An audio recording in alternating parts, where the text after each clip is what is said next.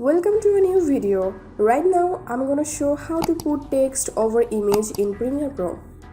Here's I'll paint a still image so that I can put a text over this image. Now let's make an attractive text.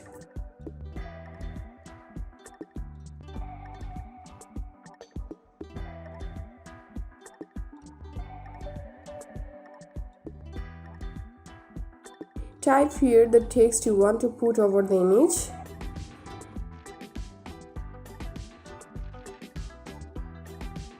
When it's done, simply drag the text above the image and drag the text to increase or decrease of duration. Okay, then here's my text is ready in timeline. Now just need to put this text over image. Now let's move to the next step.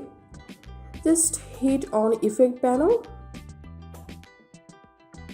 and search here track matte key. Drag this track matte key effect onto the image, not in the text. Make sure you should drag this effect on your image and make sure to select the image clip. Then go to effect controls. In this track matte key effect control, you will find matte option. Click on this drop down menu, then select the video panel, and then here we can see the text in over image. That's it for now. If you find this video helpful, make sure to subscribe this channel. Thanks.